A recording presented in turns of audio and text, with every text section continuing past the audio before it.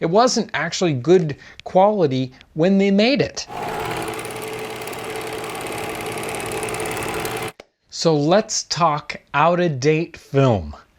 You know, it's a good question, and I think a lot of people are going to have it. It's like if you go digging around on eBay, you're going to find old out-of-date film, or maybe you've come onto a stash of out-of-date film, and you say, "Is it worth my trouble?" And I think it really depends on just how outdated it is. Right this year, I'm at we're at 2015, and I've had luck with very ancient film, really. I've almost never dealt with a film that I couldn't get anything out of. And as experimental filmmaking goes, hey, sometimes it turns out different, and it's good. And so out-of-date film isn't really a bad thing.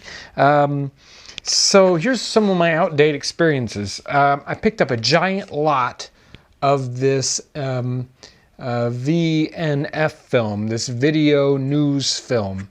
And this was a special film they made in the 70s, possibly in the early 80s. I doubt it. This is probably 70s.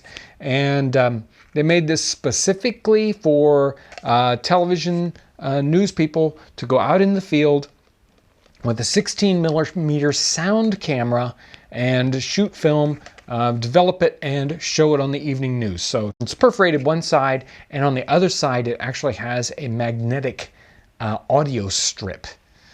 This is weird stuff, and sometimes it doesn't exactly develop the way you'd expect it. It's kind of grainy. It wasn't actually good quality when they made it.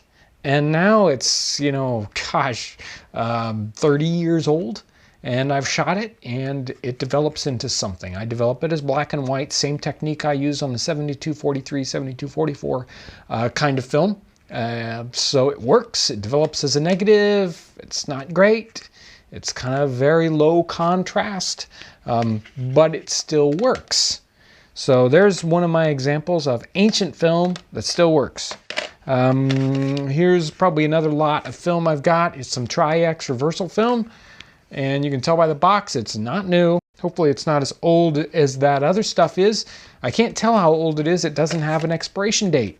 Thanks, Kodak. This is probably one to stay away from. I picked up a giant box of these. Probably not the best deal I ever got. And talk about weirdness. This is weird stuff. High-speed infrared film in 16mm magazine form. And it's processed before January 1969. Well, number one, it's a magazine. That's a bad deal. I bought this because I thought it might make an interesting project for a zombie POV footage. Being infrared, it would be look really interesting. Well, this one looks like it will still function. Magazine film can get all corroded and messed up. Here's another example of something to look out for. This is a short end, and it's a recan short end. So somebody was doing a 16mm project, and they didn't shoot the whole reel. They were probably shooting on 400 foot. And so they shot about half of it, and they split the film, and they put the last 180 feet and they recanned it back up.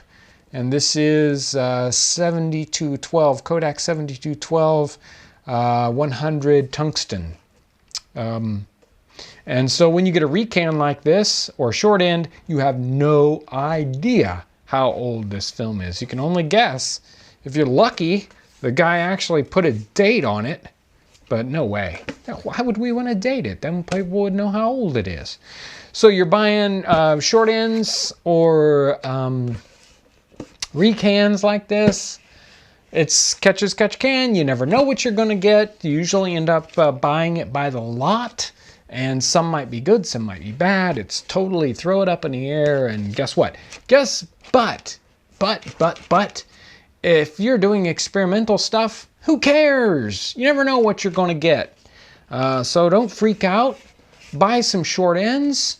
If you're interested in some of this old, outdate, weird short ends, recans, ancient film, hey, check out my eBay page. I'll put a link in the text. It'll take you down to the eBay page, and I'll try to have some film up for you to experiment with. It's definitely not for projects that this has got to work. No. This is all experimental. Learn how to use it.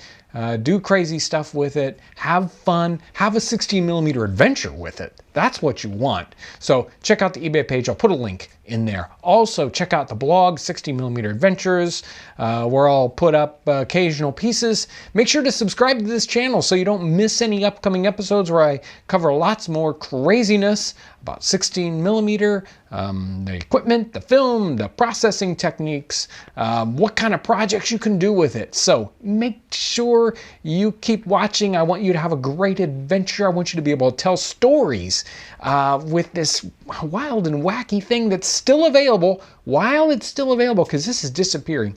Every day, less and less of this stuff is available. I want you to have this experience of telling stories with 16mm experimentally.